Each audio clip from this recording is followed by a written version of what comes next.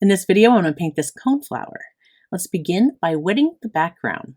I've already sketched out my flower on my paper, and I'm just coming in with my 3/4 oval wash by Silver Black Velvet, and I'm just wetting down all of the area behind my flower. I'm going to want this to be a green background, and I want it to look like the light is coming from the right side of the flower. And I'm just going to keep adding in my greens and building up my values and painting in and around those petals. We're going to do a bit of negative painting there to put the background in. And again, I'm just going to keep building these values up. And I have got a lot of water on my paper right now, which you're going to see kind of leaves a mark I have to fix later. But I'm not disappointed because I kind of liked the end result. So just continuing to build that up to a value that I like. I painted this painting during my studio hangout with patrons. We do that quarterly or once a month, depending on the tier you're on.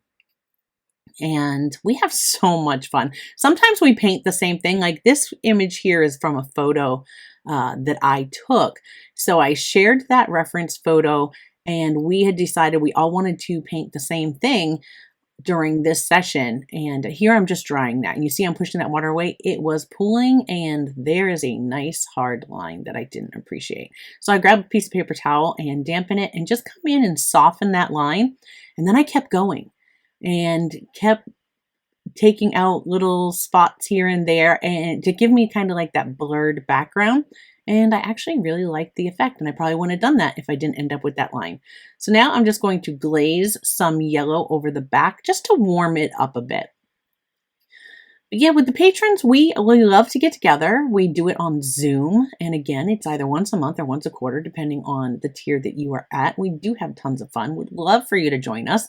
Sometimes when we do the same thing, we don't set the medium. Like we can paint anything, any medium we'd like.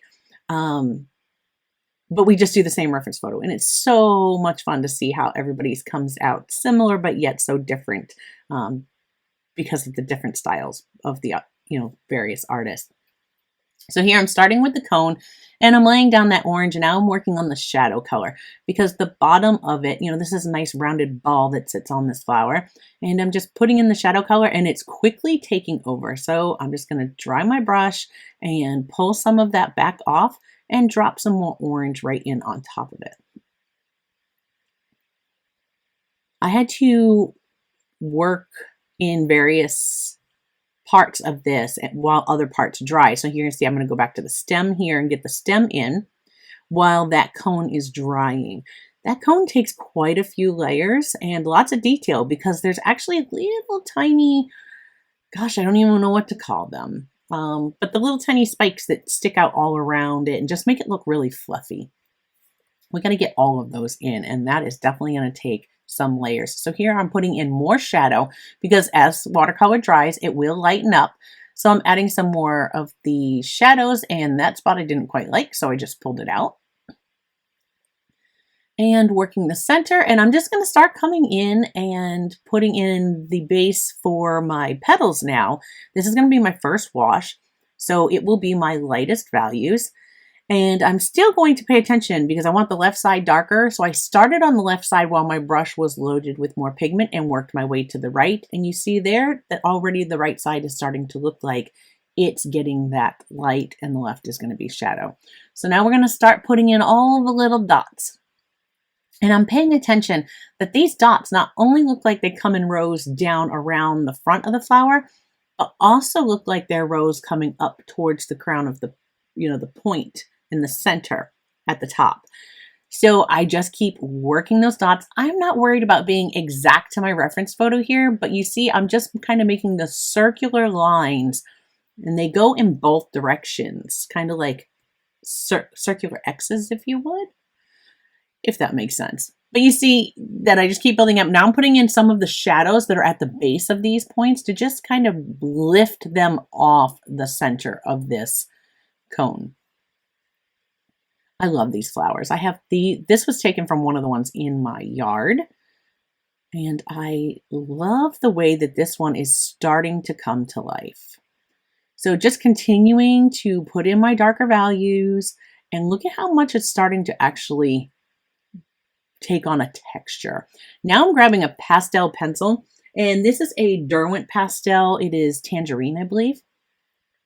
Because on top of those shadows, I needed something that's going to be more opaque and really stand out. And the parts that came towards you had, the lighter values. So we just added those in with the pastel pencil. And you can use multiple things. You're going to see that I've used pastel pencil on the cone, and I'm even going to grab here in just a few moments some watercolor brush pens, because now I could have done everything from start to finish on these petals with watercolors. I'm using a silver white brush from Silver Brush, and I love these brushes. If you like a brush that really holds its point and is got a lot of spring, these are great to work with. I definitely recommend them. I love the Silver Black Velvets too. I just love Silver Brush. I love their brushes. But here I'm starting to work on the shadow on the petals. And as I was saying, you could have done every bit of the petals with just the watercolor. But I had some watercolor brush markers that I really wanted to try. And so I went ahead and grabbed them here in just a few moments and chose some colors that I thought would definitely work with these petals. And yeah, I'm really pleased with the results. So just continuing to build up my values. I'm working on getting the darks darker, especially on this left side of the flower, and filling things in. Just glazing back over. Now, because I put all of those values in before and I'm using a glaze, it'll keep building up. Now here I'm grabbing those watercolor brush pens or markers or whatever you want to call them. They have the brush tips. These were beautiful. I loved them. I will have links in the description to everything I used. My watercolors were my Daniel Smith palette. And I was working this on a piece of the watercolor paper. It was the 100% cotton paper. So here again, just continuing to build up my values.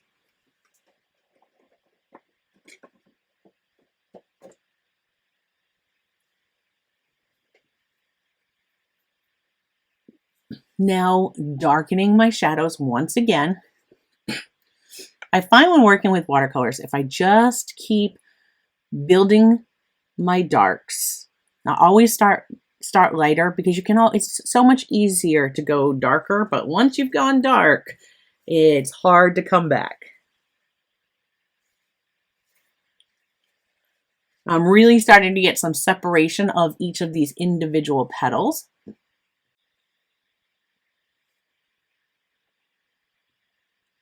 And this is looking really pink. And so now I'm grabbing one that has a little bit more of a purple tone to it, and I'm glazing right over top. And you'll see that sometimes I've grabbed my brush. I just grab my brush and some clean water, and I can blend these colors even more with the brush. So I love it. I can work them just like I would watercolor from my pans once they're on the paper, and blend them, and they blend so nicely. So here, just coming back with that brush and blending it, making sure I get some of the shadow from that cone that's cast onto the petals.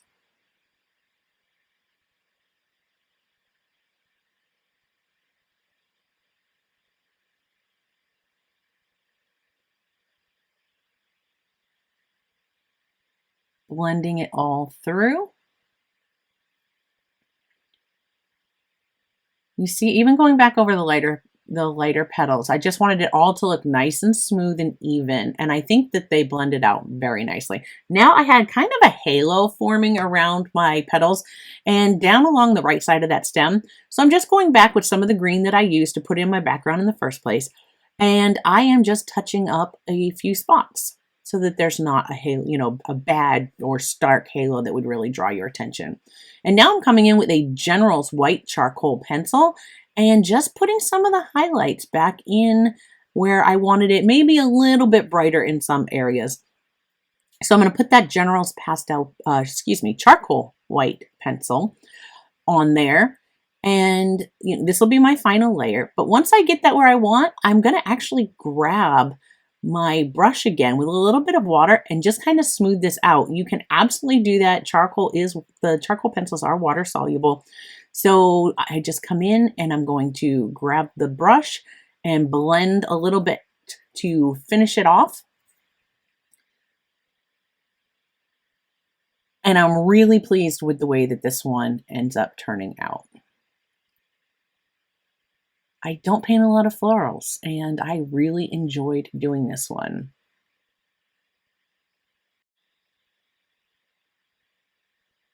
There you have it. There is the purple coneflower watercolor with a little pastel and charcoal on top.